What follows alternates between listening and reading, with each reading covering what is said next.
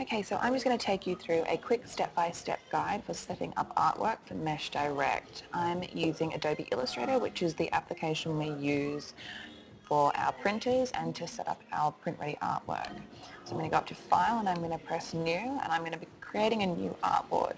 My artboard should be at 10% of the full size of my banner. So if my banner is a 50 metre banner by 1.6 metres high, my artboard is going to be 5,000 millimetres by 160 millimetres. No bleed is required. I'm just ensuring that the document is set up in CMYK. The units should also be set to millimetres, as this is going to help you when you're checking the size of the art that you are putting onto the banner and doing any sort of breaks or repeats. I'm just going to press OK. And this is my artboard. I'm going to head up to View and turn on my rulers so that I can see where I'm placing my breaks and my repeats. For this mock-up purpose, I'm going to be placing my logo at every 2.5 metres, so I've got it at 250. I have pre-prepared artwork here, but you can create your artwork in Illustrator, making sure that you use vector elements so that they're perfect for print. So I'm just going to drag in my artwork, and it should fit perfectly in the 250 millimetre panel. From here, I'm going to use a step and repeat, which ensures that the logo is repeated perfectly next to each other and that there's no discrepancies with spacing. So the command for that is Shift-Command-M, assuming that you're on a Mac. And I'm going to make sure that my banner art repeats every 250 millimetres. My vertical axis is always going to be 0 because obviously I don't want my artwork moving up off the page. I'm also going to press the button that says Copy, which will mean that that artwork that you see on the screen there is copied to directly next to it, 250 millimetres along the horizontal axis. So I'm going to press Copy.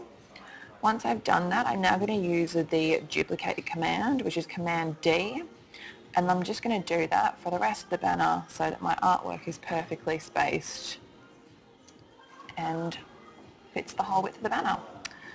Two other things that are important when setting up your artwork are ensuring that any images like photographs, logos, or anything of that nature that have been inserted into the document have been embedded into the banner as well. Embedding the links is as simple as clicking on selecting all the links that are in there, going to this button here and pressing Embed Images. And the reason we embed images is so that when I or the printer or anybody that doesn't have your native files opens the document, that those files are sitting and living inside that document and the document's not looking for files and fonts it doesn't have. When it comes to fonts, the type should always be outlined. I've already done this with my font, but you can see here that Create Outlines is a button that should be selected before you save out your artwork. This means that the fonts won't register on other people's computers as any different font other than the one that you've set up for your banner. And that is basically it. So I'm going to go up here and I'm going to save my document, always as a PDF. And this PDF allows me to open it in Illustrator still. It just saves a file at a file that in a way that the printer can open as well. So I'm going to call this Mesh 50 metres and I'm going to hit Save. When it comes to presets and compression, I would generally say that your default settings or high quality print, provided there's not too much detail in the banner, are absolutely fine. If you have a large banner that has architect renders or anything of that nature, the best system would be PDF 2001 because it compresses the file enough so that it's enormous but not too much that we lose any clarity or quality of photos. The other thing to make sure is that there's no marks or bleeds or crop marks and that it's all just set up as basic as possible. And then I'm just going to press Save PDF. And that PDF is now perfectly press ready, accessible to the Mesh Direct designers and to the printers.